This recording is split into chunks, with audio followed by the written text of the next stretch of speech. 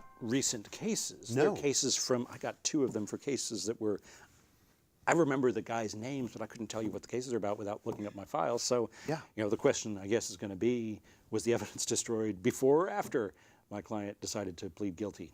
Well, and what do you do? Because, I mean, I went back and this was the case I got was literally more than 10 years ago that it gets resolved. And I went back and pulled the file. I had to look first on the district clerk site to see, like, what the heck was this case? And it was resolved for a deferred.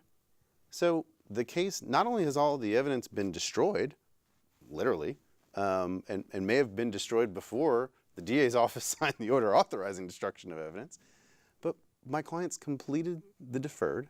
It's been dismissed. What's the remedy? So habeas. Yeah. Because even after you complete your deferred, it's affecting your life. Mm-hmm. So you're restrained. You can file a habeas petition.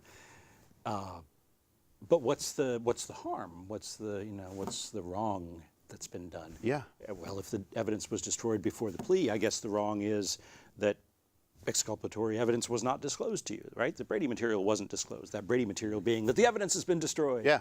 But if the evidence was destroyed after your plea, what's the harm?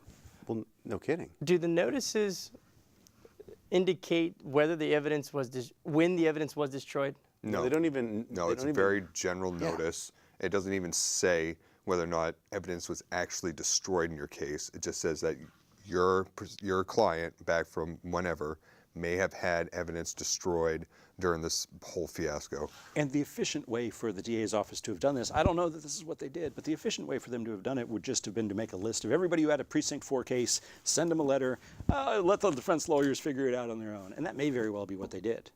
It may be every Precinct 4 case is going to get a letter. What ethical duties do you think that we, as defense lawyers, have towards our clients? Like, if we get one of those letters and we give it to our clients, what should we be doing? No, I believe in client loyalty. I believe that once we represent somebody, we stick with them unless they get pissed off at us and fire us. But generally, I believe in client loyalty. We stick with our clients. So I think if we get the letter, we need to first do our own investigation, pull the file, see what the case was about, see if there might have been some evidence in the case whose destruction would have affected the outcome of the case.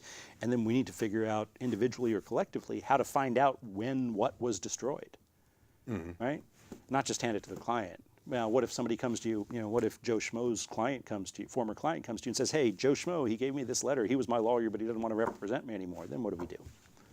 Yeah. Get money to do the same thing, I suppose.